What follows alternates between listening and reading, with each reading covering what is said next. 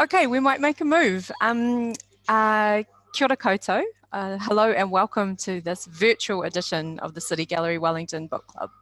My name is Pip Adam and I'm the chair of the City Gallery Book Club.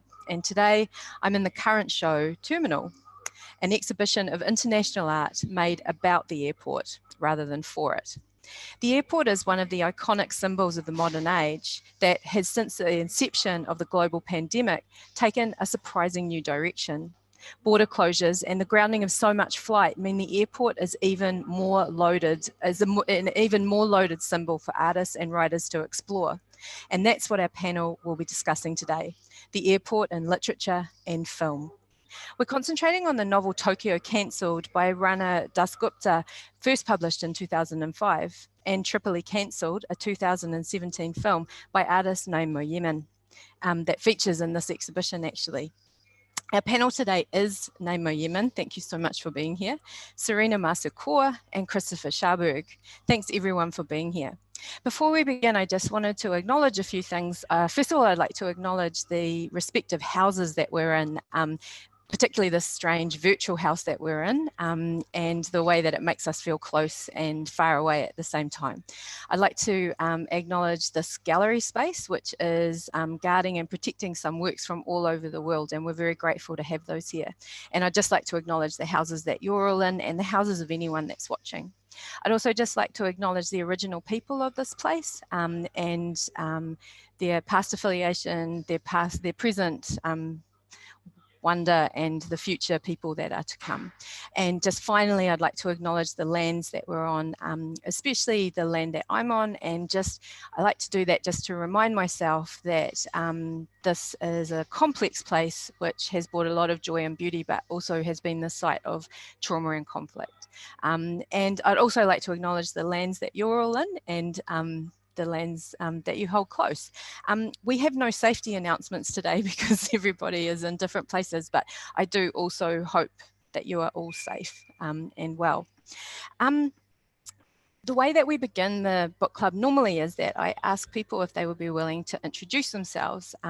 We have a way of doing things in Aotearoa, New Zealand, where we sort of tell a little bit about the places and people that we're connected to. And I just wondered if our three panelists would be willing to maybe introduce themselves sort of in relation to how they came to be here today. And Sarinah, seeing you're the closest to me geographically, I wondered if you'd be willing to start.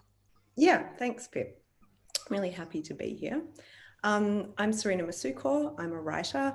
I'm joining you today from Wongal land in the suburb of Ashfield in Sydney. And I'd also like to pay my respects to the traditional owners of this land and to pay my respects to any First Nations people that are joining us today. How did I come to be on this panel? I guess it's probably mainly because I've written a fair bit about Naeem's work and I've been following it for a long time. But I guess part of my interest in his work stems from my own interest in this sort of which we'll talk about a little bit more, I think, when we talk about the film, but my interest in this duality between the sort of local and the intimate and the way that the individual subject becomes kind of part of global history. Awesome. Thank you so much, Sarinah. Naeem, would you be willing to go next? Sure, I'm Naeem Mohaiemen, live in Brooklyn now, originally home of the Lenape people. And yeah, Sarinah and I have been in conversation for some time, especially about the space of airports. And a lot of my work comes through my family history. So these works also come that way. Thank you heaps, Naeem. Christopher, would you like to, I can't work out geographically who's further away, you or Naeem. Would you like to introduce yourself? Yeah, sure. Hi, I'm Christopher Schaberg. I'm originally from northern Michigan, originally Ojibwe land. And I then found myself in Bozeman, Montana, where I worked at an airport for a few years. And then, well, eventually found myself in New Orleans at the emptying out place of the Mississippi River. And I've been writing about airports and air travel and teaching classes on airports and air travel at Loyola University New Orleans for the last 11 years or so. I'm happy to be here. Oh, it's so great to have you all here, and I really appreciate sort of meeting over time zones and that sort of thing. It's just so wonderful.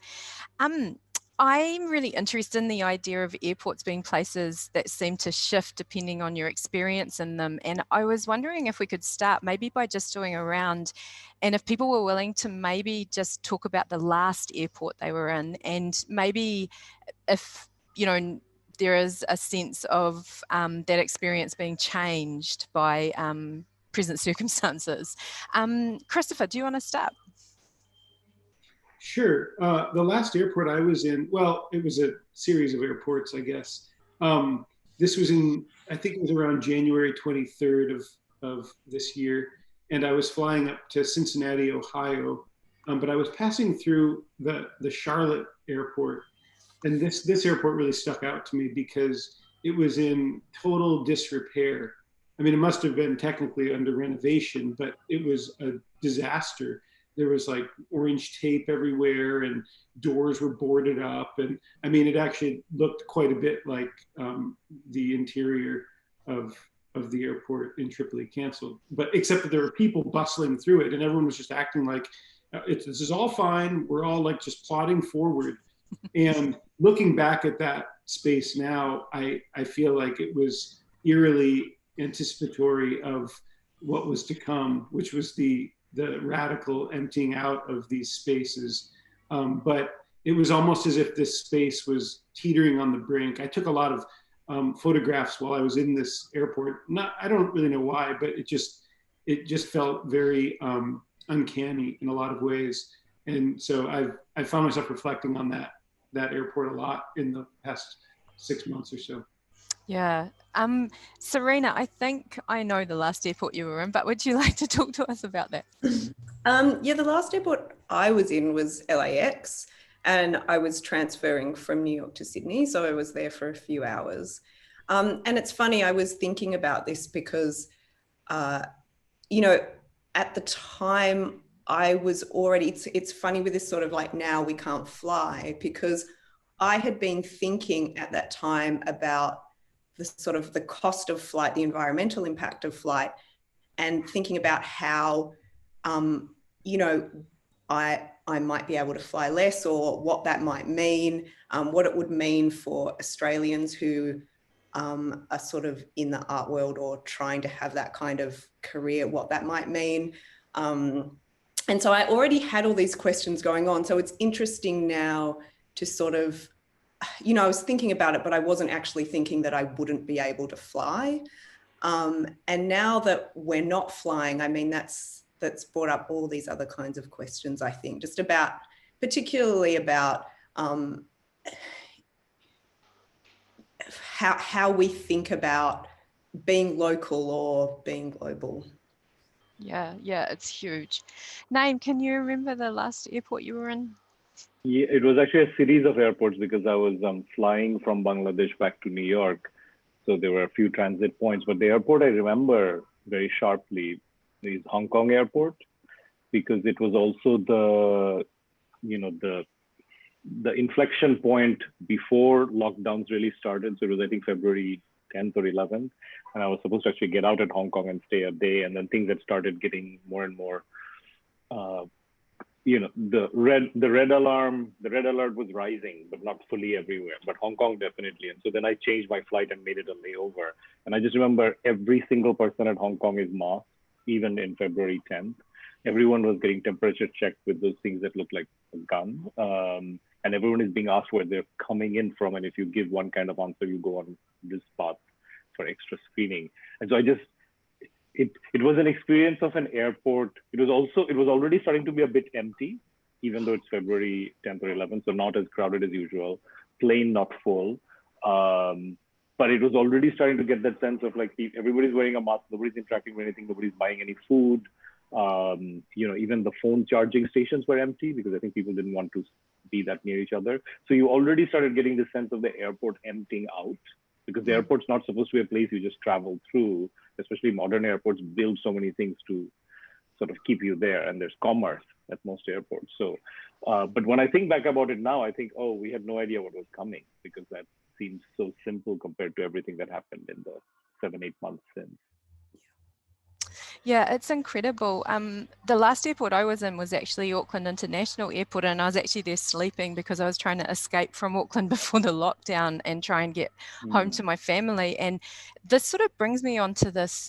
So obviously Tripoli Cancelled really resonated with me, and I'm really interested, perhaps Naeem, this idea that even so much of the airport in Tripoli Cancelled is destroyed or different, or there's still a rhythm to the place, like it still holds some of its function. And I just wonder if it's of interest at all to talk about maybe the sort of this idea of the function boundness of the airport as you film it, sort of enacting these different sort of things, these dancing and sleeping and those kind of things. Right. I mean, in a way, there's function, or you remember function, because the actor Vasilis Kokalani, he does things with the space, as we improv together. A lot of the essential services have been stripped out. I mean, that's the nature of an abandoned airport, is that anything that can be sold, not necessarily by the airport authorities, have been stripped out over the years. We didn't really show it, but there were signs of scavenging. So things that were left behind are really the things that cannot be sold, the airplane and the large structures and everything. But what we had really started thinking about is, okay, what would you do if you had to live in an airport for 10 years and the only thing you had to give yourself a reason to keep going every day were rituals that you had built up for yourself, right? Whether it's the elevator that you go up and down because of your morning walk, or this pile of tickets. So I'm not, in a way that wouldn't be the normal function of an airport, right? You would never get access to the tickets like that. So it's like there's function, but it's also the function that happens when, if you can compare it to a prison, all the wardens have left. There are no guards. And then the prisoner, he's not a prisoner, he's a volunteer in some ways, finds ways to, every day he has to have a reason to get up. And the reason is this fictions he keeps telling, which is around the airport's daily rituals. That scene where he's sitting at the bottom of the stairs reading out the boarding passes, it actually took me back to when I worked at the airport, and after I'd be cleaning the airplanes at night, and I would find boarding pass stubs in the seat back pockets. And I remember, these were like little weird texts to read. And every once in a while, I'd be like, oh, I know this person. Or I've never met this person. This is a famous person, and now I have their boarding pass. There's a weird kind of intimacy there. Like the function of these things lives on in a weird way, just kind of waiting for, well, I guess it also brings me back to that one line about like, oh, it's almost as if a book is just waiting for a future thief. But it's something about the, like what is going to happen to these spaces and all of the detritus in the future. That was such a haunting aspect that just came through in all these little moments.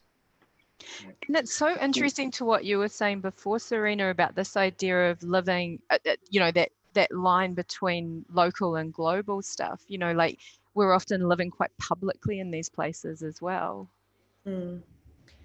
Yeah, I mean, I think something that I know, Pip, when we were talking before, you mentioned the interview that I did with Naeem, where I had sort of been thinking that perhaps this was like going in a different formal direction. And I had a look back at that and I was like, oh, I've changed my mind. I actually think this film is completely in dialogue with Naeem's other works.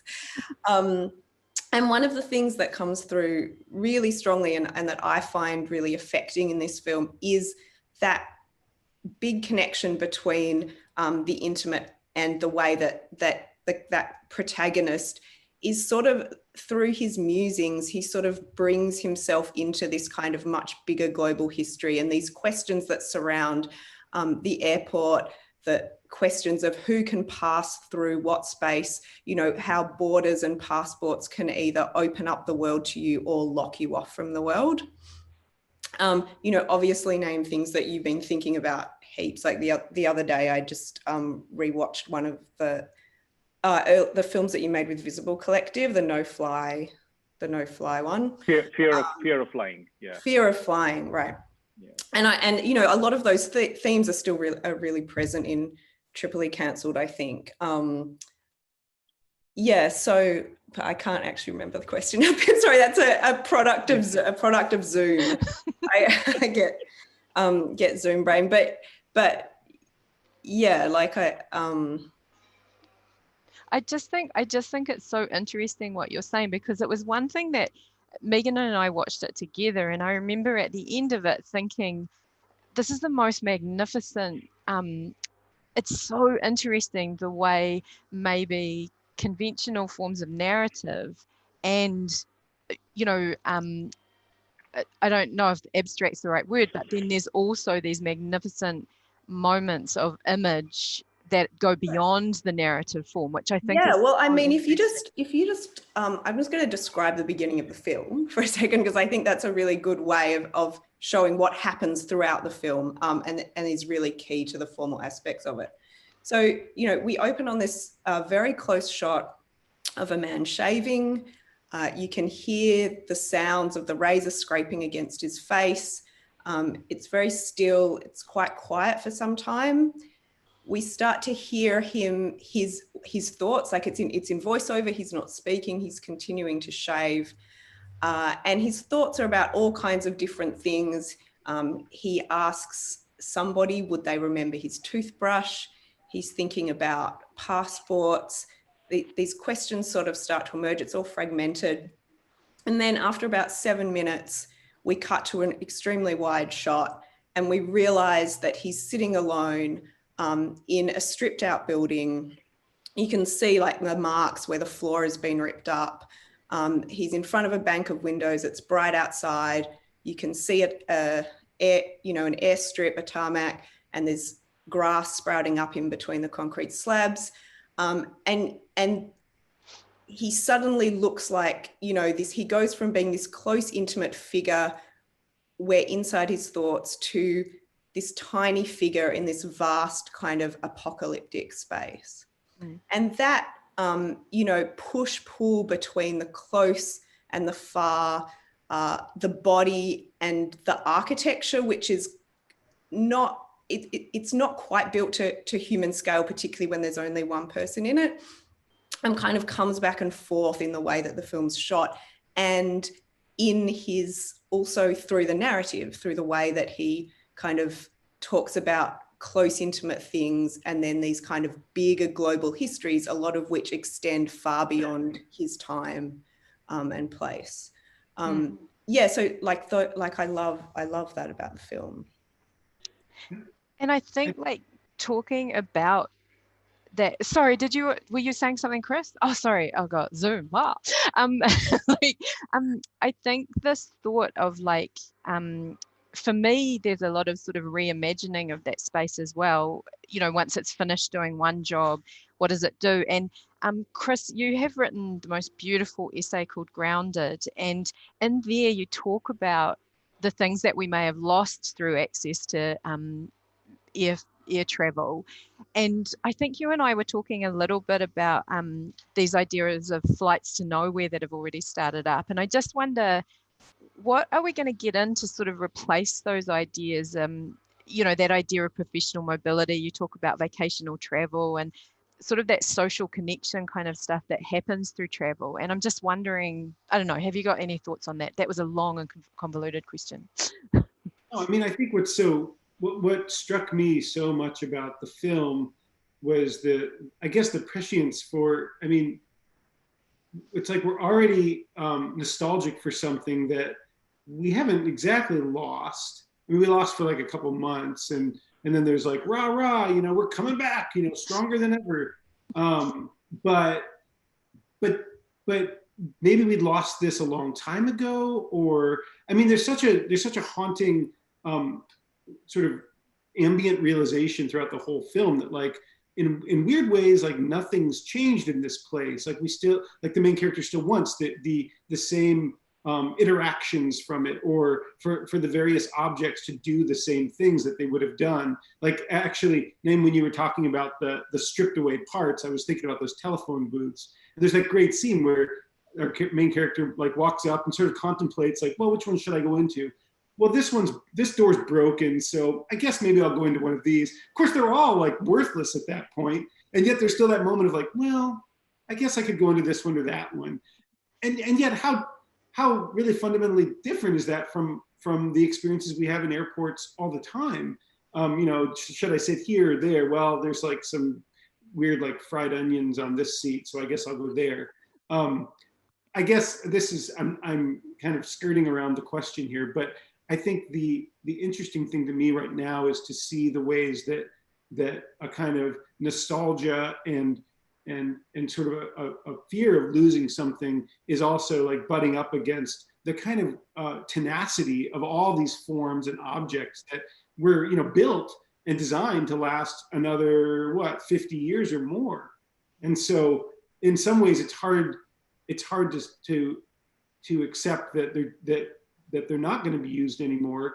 In other ways, we're already seeing the kind of degradation of these forms. So I think there's like this interesting tension there that's just kind of playing out right now. And I think we'll see it, you know, certainly at some airports more than others. Christopher, I was going to say, just picking up on something you had said earlier, that some things have stopped and then you said, but we'll be back, rah-rah. And I think by rah-rah, you were probably referring to the business press, perhaps, or the, you know, boosterish pro-business media coverage. And I know that air travel will come back in some ways. People will start flying again, traveling, and they'll look back in maybe August of next year and go, oh, remember that time? Thank God that was 2020. So hindsight is 2020. And yes, there will be like a rise again, maybe not to this, but I think something will have permanently shifted, which is, you know, I was thinking about this as you were talking even, you know, when air travel is being popularized in the United States in the 1950s, right? There was an ad campaign to convince people that it's safe, number one. Number two, there was a way that they were trying to market flying as like, you know, getting there is half the fun. That was the tag. And so there was this sort of, because mass travel hadn't started, there was even the idea of giving people lots of like, that you have such a beautiful experience that it's a luxury, like a boat cruise. And, you know, at some point, they don't have to do those advertisements anymore because they've convinced people that it's totally safe. And in a way, it's like people are doing it for utility reasons. They're not flying to get like the almond high quality snacks or whatever. And I think over the, like, as I've experienced air travel, both for myself or others, over the last 10, 15 years, there's been this continuous growth, which is this like boundless optimism. You can fly anywhere, you know, like, I mean, within our context, people thought nothing of flying for 20 hours to have a conversation for 2 hours. I mean, I think it's even perhaps a bit hackneyed to talk about, you know, how ironic this is given climate change, but, you know, there have been climate change conferences that imbue this much travel, but there's been just sort of this open skies kind of thing. And I think that endless optimism, I think, has taken a hard knock, and I don't know what replaces it now.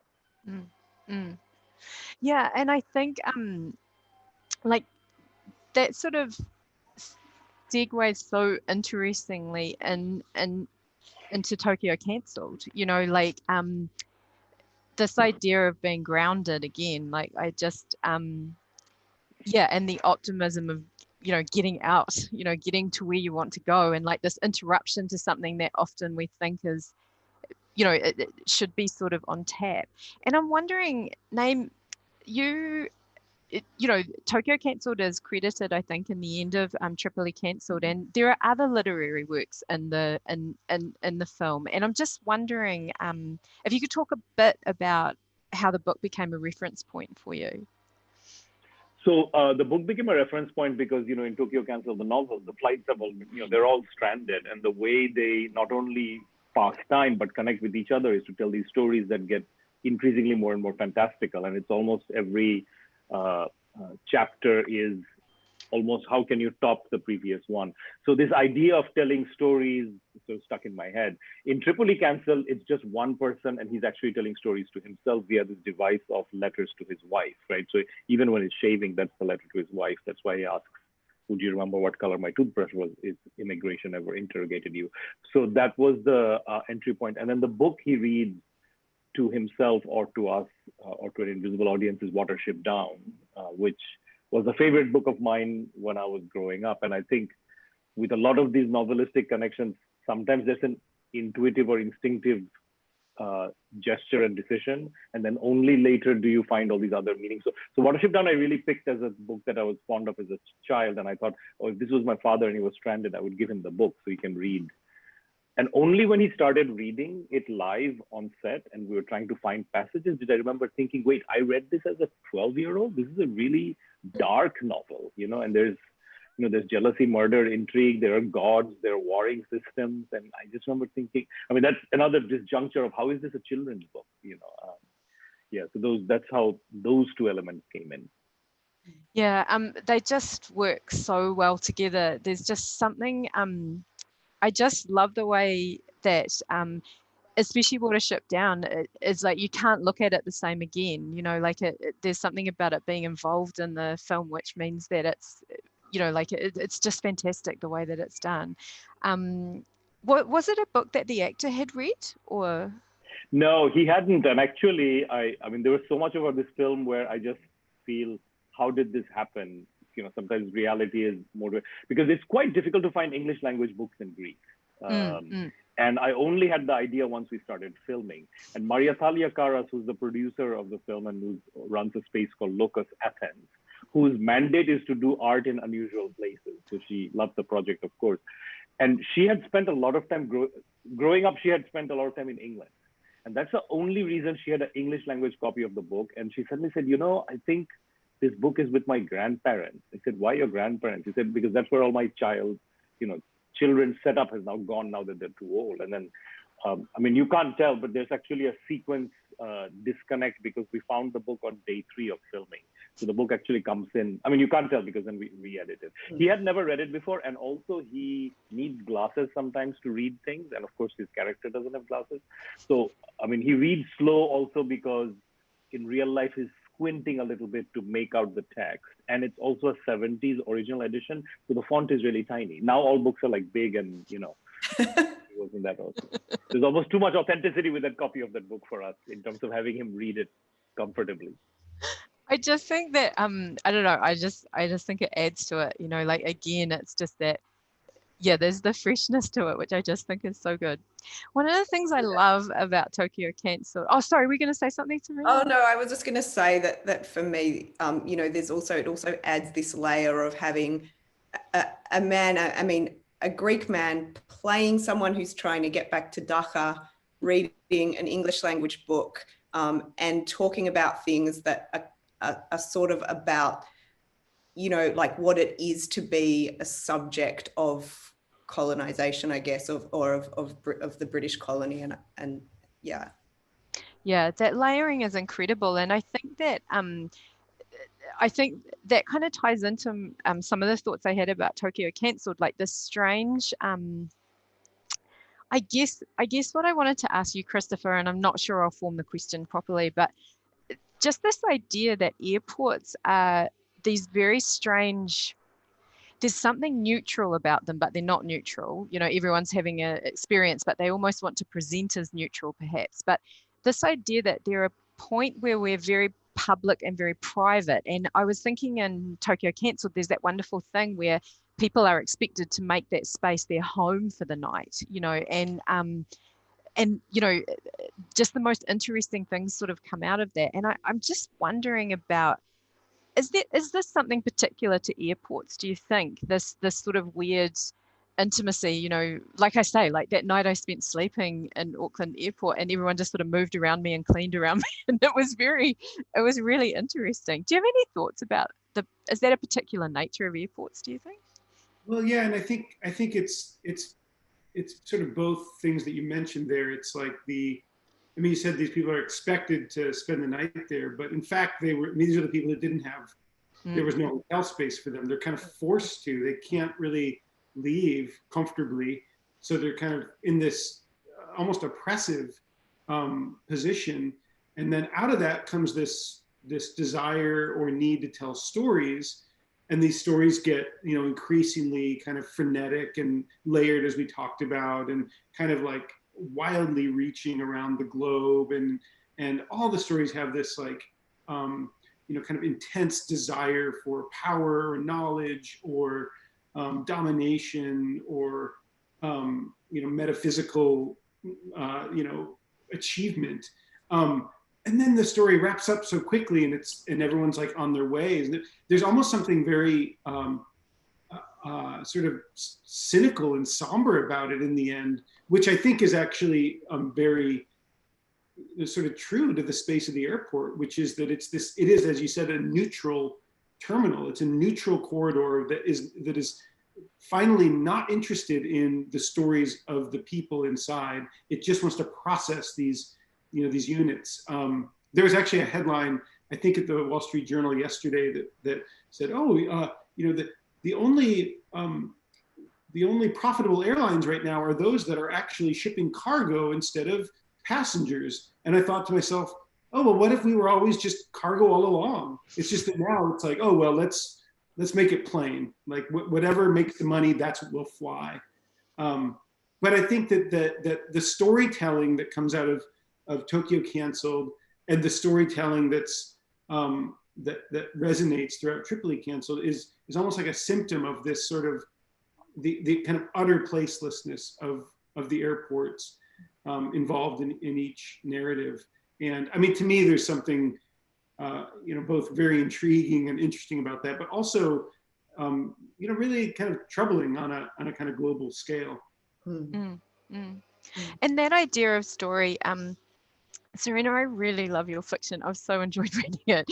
And I was just, there's something in Tokyo Cancelled of Scheherazade or Canterbury Tales or something like that. And I guess I've got a question which, I don't know, it seems too big, but hopefully you can make something of it. Just this idea of what it means to tell story, and particularly perhaps what it means to share story with people that you are not familiar with, but are sharing an experience with. Have you got any thoughts about that idea?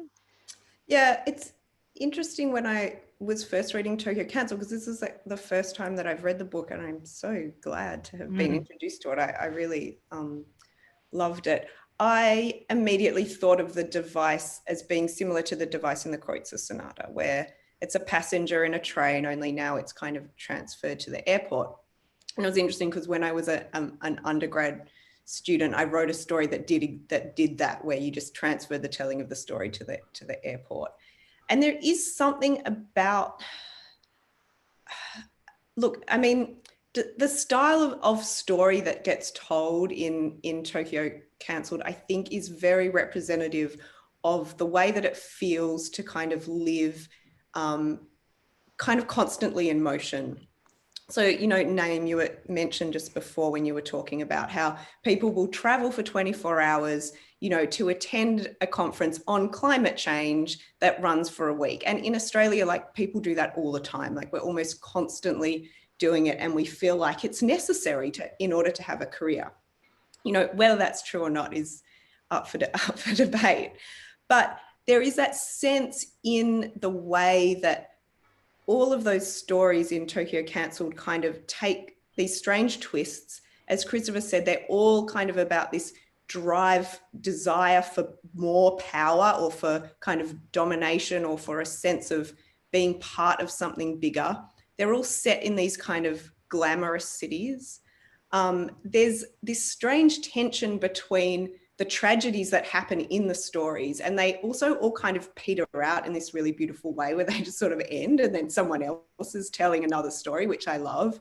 And I think it's also very representative of our age and of the way that we tell stories now, or maybe the way that also I think about fiction at the moment, of these stories that kind of don't go anywhere, but take all these crazy twists. Celebrities enter, people start turning into trees. That happens multiple times. There's some beautiful things that are kind of prescient, like the smallpox outbreak. And there was this beautiful line, which again, Naeem, related back to Tripoli Cancelled, where it's like the smallpox outbreak happened in Paris, and then of course there was a news story that suggested perhaps it came from a mosque, because such a thing couldn't originate.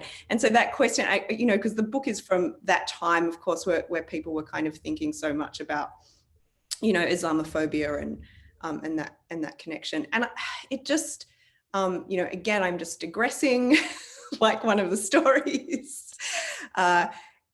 It captures something about, I think, how it feels to live and to try and participate in a system that really isn't, where most people are not going to succeed, I think, and that incredible desire for success.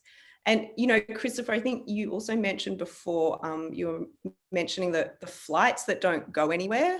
There's actually, like, Qantas have one at the moment. It's sold out. It costs thousands of dollars. It's sold out in 10 minutes and it just flies over Australia.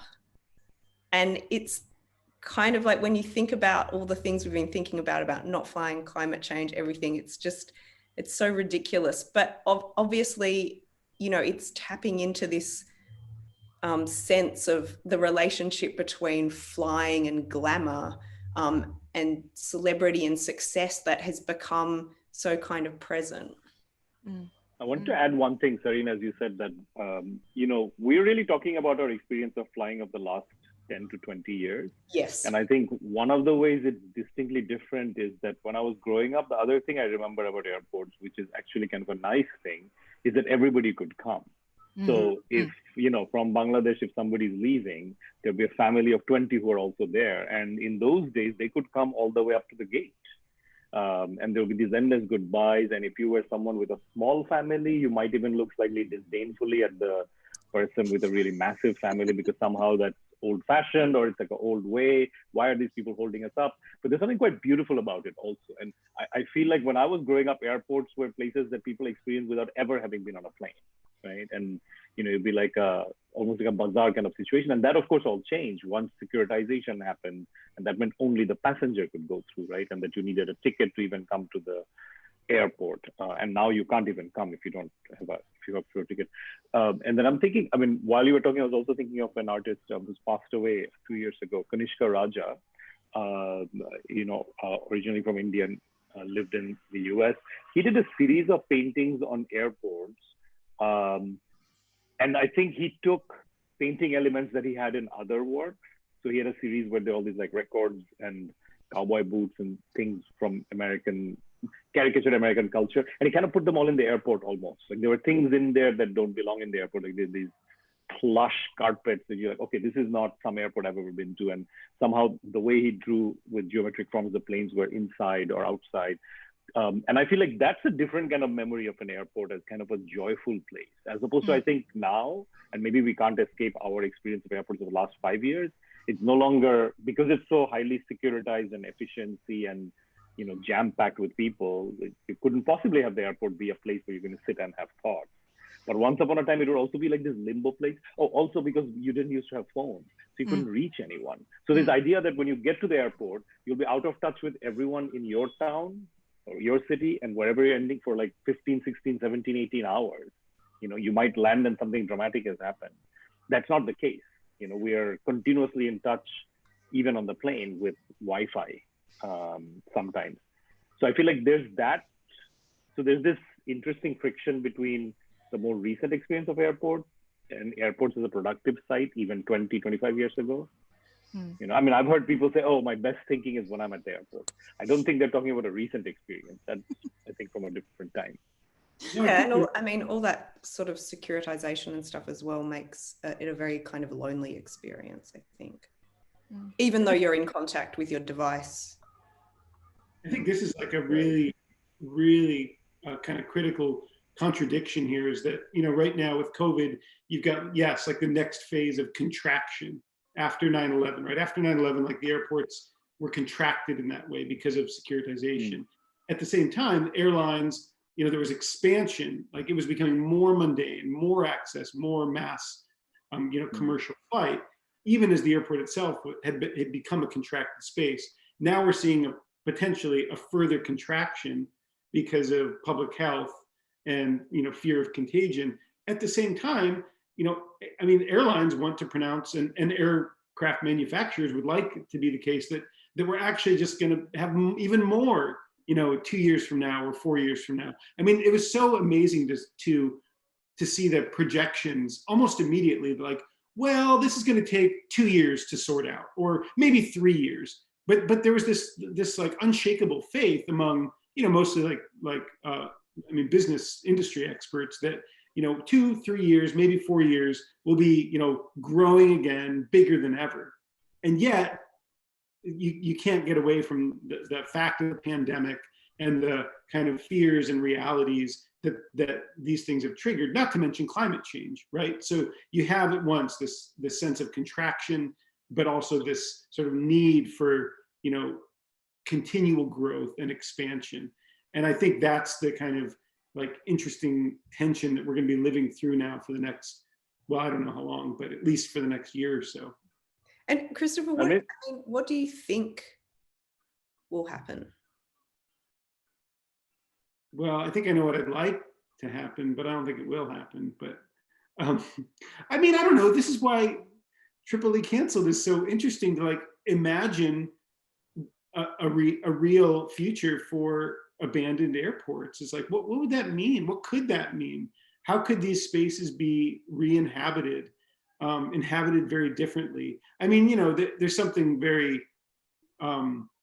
dystopian and sort of unsettling about the Athens airport in Tripoli Cancelled, but I think it causes us to question how might these places be experienced differently and sort of like ushered into a new moment. These are big spaces all around the world that could have very different futures. I don't know what that looks like, but to me, it's like it could be an interesting question for going back to like local and global, like for local places to ask, like, okay, how could we re-inhabit this space? What could this space be otherwise? By the way, the reason the Athens airport is, one of the reasons it's abandoned is because they had to build a new airport really fast for the Olympics. Right. So Eleftheros Venizelos, and I think the reason they closed it very suddenly was because they were afraid of, basically union disturbances. So they had to do the switch. So actually both Maria Thalia Karas and Vasiliscu Kalani, who are the oldest people on the film crew, are the only two people who've actually flown from that airport, because I think it closed in 2001. And Maria Thalia, I think, went to London. And I think she said she flew out of Ellinikon and then flew into Eleftheros Venizelos and just looked around and said, what is this? This is, can you imagine you land and suddenly it's a completely different airport and you're checking to see if it's still Athens? And wasn't that 747, I think, was like branded for the Olympics? That particular... No, different. It was Olympic Airlines, which had a very strong union actually. No, it wasn't Olympic branding. It was actually Olympic Airlines, the company, which then became, I think, Aegean Airlines, because there were very complicated things going on. The reason even that plane exists and some of those things exist is because the union of workers, whatever left of it after Olympic Airlines went out of business, they demanded to have a museum at the airport, and they managed the museum. It's a small museum, but like the conveyor belt that we shot in is inside their little museum, but we used it as that's why there are so many country signs, because there normally wouldn't be so many country signs in there. So it's also, they were super excited because nobody's shown interest in their trade in a while.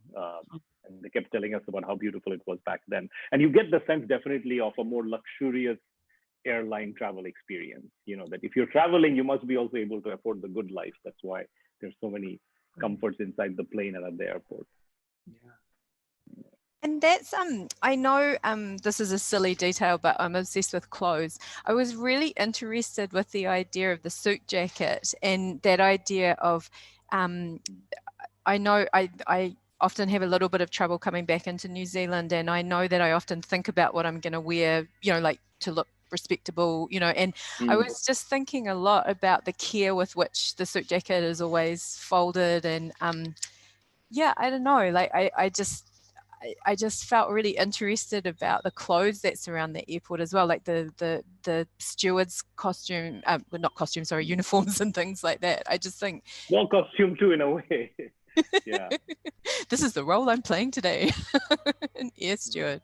And I just think that idea of, and I just love this idea you're saying, Christopher, like, when you think about the infrastructure that is in an airport, we have sewage, we have water, we have electricity. you know, I don't know what it's like where you're from, but in New Zealand we have people that don't often have access to that, and just this idea that, you know, maybe something amazing could happen with them is just incredible. Oh, it's just amazing. It's just amazing. I guess I just want to. I was just yes. going to say it's a magical suit also. It doesn't get dirty in 10 years. I know. I always think about that. It's that special plastic, you know, that polyester, like yeah. the other we greatest. talked about that. We're like, should it get dirty? And then we're like, wait, but he also doesn't shave every day. What are we talking about? You know, let's just put that reality thing aside. Like he shaves once and then is magically clean shaven for the rest of the week. Endless cigarettes. Oh yeah. And endless cigarettes. His class status is so fascinating though, right? Because it's like, is it like upwardly mobile and or more aspirational? Is it like, you know, what kind of threshold is he on, you know, as a kind of agent of mobility? I kept thinking about that the whole time.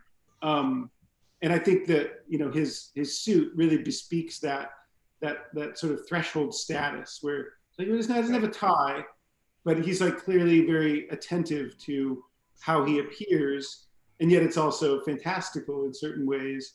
But I just thought the way that his appearance sort of wavers was really interesting, because I think that touches on, you know, something that you feel. I mean, you feel that whenever you either sit in first class or pass through first class. Like, what is the status of all of these flying subjects? Is it very secure, or is it on the precipice of, you know, amazing wealth or bankruptcy? There's always that interesting sort of tension there.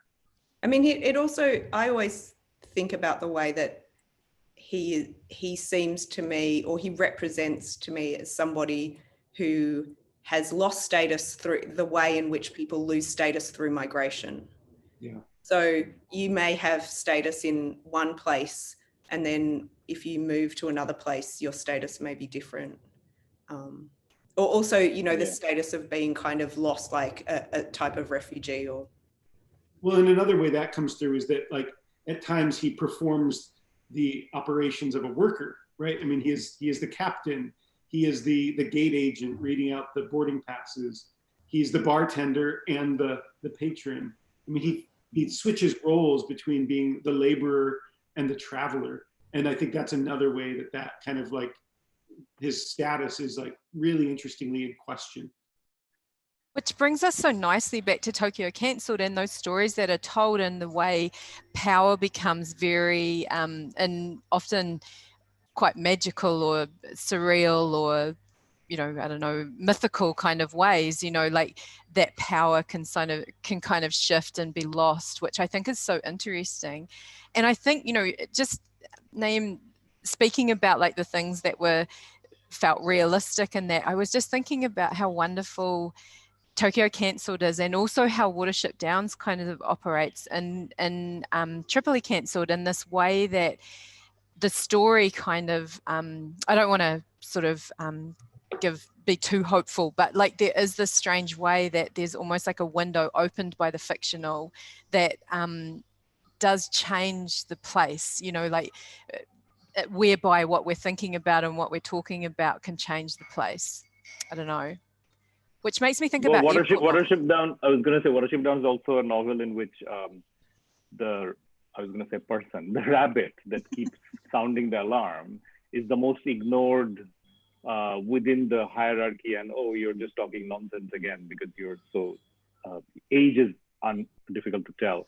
And then there are the big important rabbits who are making war plans or deciding who allies with who. And then when man arrives, you know, in the form of this giant device that attacks the burrow, then, you know, all hierarchies get smashed, because suddenly you realize that, there is something so much. It's interesting, man is never talked about until the attack happens. They don't spend, I mean, they talk about the, what do they say? I think it's like something, the seven, they always try to catch us.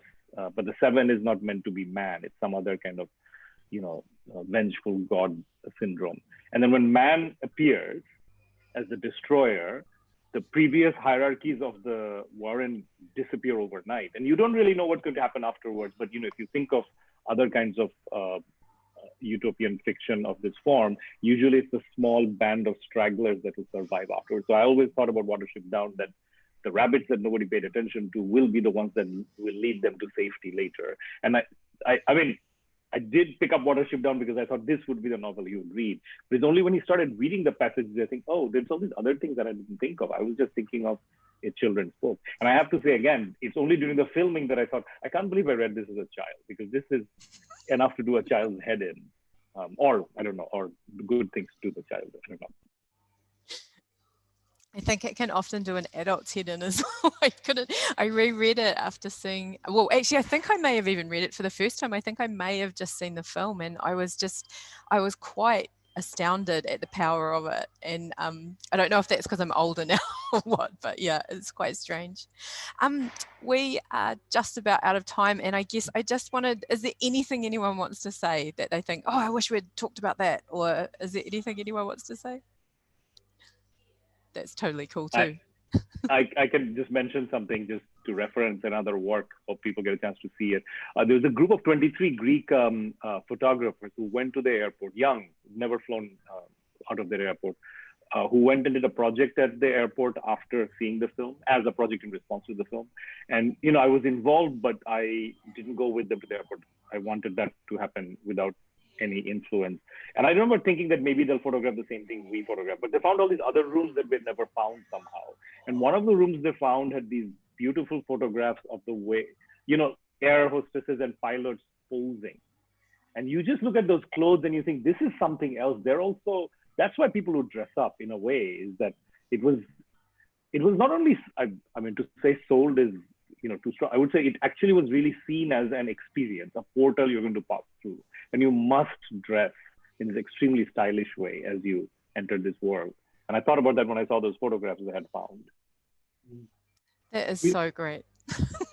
If we have one more minute, we were talking in my class the other day, my airports class here at Loyola, about one of my students was saying he finds it really annoying when you have a smooth landing and everyone claps. And I said, let's tease this out a little bit. I mean, what about when you see like a soldier pass through the airport and people clap? And my student said, well, I understand that. And I was like, well, you know what? Why do people clap? I mean, why do pilots wear like uniforms like that? Like, what are those sort of lines between, you know, sort of military power and then like the professional flight? You know, I guess it goes back to like thinking about the main character in Tripoli Cancelled, and like what is his role of, you know, authority or being able to speak to or about something that we're all ignoring. You know, I think that's something that really stuck with me with that film, is like this person sees something and is experiencing something that whenever all of us go into the airport, we're all like actually occupying a very potentially similar position, but we just like repress that reality. Yeah. I just got a message from Rachel, and the work that you're talking about, Naeem, is actually in the gallery at the moment. So if people would, I mean, what a wonderful thing to be able to see the film and then see this other wonderful work. Okay, I would like to thank you all so much. This has just been, you've blown my minds, and it's just been wonderful. And thank you so much for such a great book club discussion today. The airport was always going to be a great topic of discussion. The exhibition terminal is open at the City Gallery Wellington in Civic Square until February 14th next year. Who knows what the world will look like by then. Do come along and see the show and watch Tripoli Cancelled for yourself. It's a wonderful experience. If you can get here, of course. Thanks to our international panelists, Chris, Naeem and Sarinah, who can't get to Terminal, but thank you so much for coming the way that you have today. And also for our local audiences, we look forward to seeing you in person for the next edition of the City Gallery Wellington Book Club. I'd also like to just personally thank Megan Dunn, who has helped me immensely, Rachel Fox and Graham Frost, who have also helped today. So yeah, thank you all so much. I really appreciate it. Thanks heaps. Thanks everyone. Thank you. Thank you. Take care.